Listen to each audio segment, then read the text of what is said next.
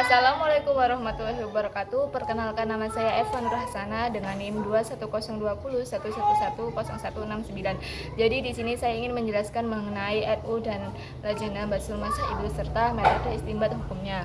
Jadi metode istinbat hukum Basul Masail pada tahun 1992 itu ada 3. Yang pertama metode kauli, yaitu caranya dengan merujuk pada kitab-kitab fikih dari para imam mazhab. Dan metode ini itu menempati posisi pertama dalam menjawab permasalahan dengan menggunakan ibarah. Ibarah di sini itu kutipan dari kitab mazhab. Mazhab dengan pendekatan tekstual. Jadi jika jawabannya ditemukan lebih dari satu pendapat, maka dilakukan taghir jama'i, yaitu upaya untuk menetapkan pilihan terhadap satu di antara beberapa pendapat secara kolektif.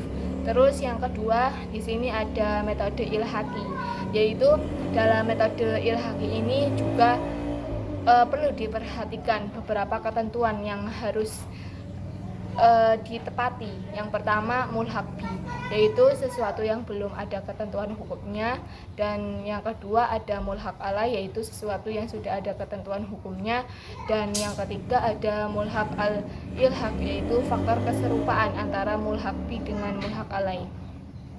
Jadi perlu kita ketahui bahwa ilhaqi itu adalah menyamakan hukum sesuatu yang belum ada ketetapan dengan sesuatu yang sudah ada kepastian hukumnya berdasarkan teks suatu kitab yang dianggap muktabar. Yang ketiga yaitu ada metode manhaj, yaitu metode penyelesaian masalah dengan cara mengikuti jalan pikiran dan kaidah penetapan hukum yang telah disusun oleh para imam mazhab. Jadi perlu kita ketahui bahwa metode ini itu digunakan untuk menetapkan hukum suatu permasalahan dilihat berdasarkan hierarki sumber hukum Islam yang telah disusun oleh para imam mazhab. Jadi pendekatan manhaj ini adalah sistem bermazhab dengan jalan untuk mewariskan arahan Al-Quran dan Al-Hadis demi terpeliharanya kelurusan serta kemurnian suatu agama. Jadi metode istinbat hukum Basul Masail pada tahun 2015 ini yang perlu kita ketahui ada 3. Yang pertama ada metode bayani, yaitu dengan metode pengambilan hukum dari Al-Quran dan Hadis. Terus di sini juga NU menetapkan 5 langkah prosedur yang perlu dilakukan. Yang pertama ada mengkaji sebab an-nuzul atau wurud. Terus yang kedua ada mengkaji teks ayat dan hadis dari perspektif kaidah bahasa. Terus yang ketiga ada mengaitkan nas yang sedang dikaji dengan nas yang berkaitan. Jadi kayak mengaitkan nas yang sedang kita kaji dengan nas lain yang memiliki keterkaitan. Terus yang keempat ada mengaitkan nas dengan nas yang sedang dikaji dengan maqasid asy-syariah. Terus yang kelima ada takwil nas bila diperlukan.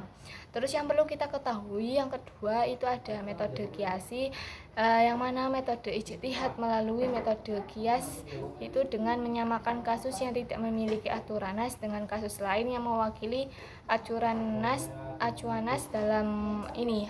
dalam hal ketentuan hukumnya, ketika keduanya ini saling memiliki ilat yang sama.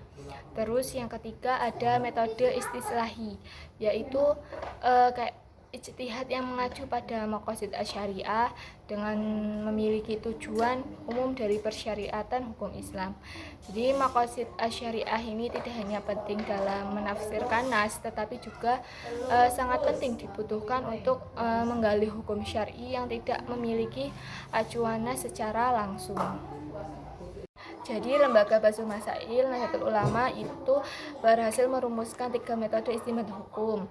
Yang pertama ada metode qauli, ilhaq, dan manhaj. Kemudian Nahdlatul Ulama juga membuat metode istinbat hukum pada tahun 2015. Dan metode ini meliputi metode bayani, kiasi, dan metode istilasi atau maksidi. Mungkin cukup sekian yang dapat saya sampaikan. Wassalamualaikum warahmatullahi wabarakatuh.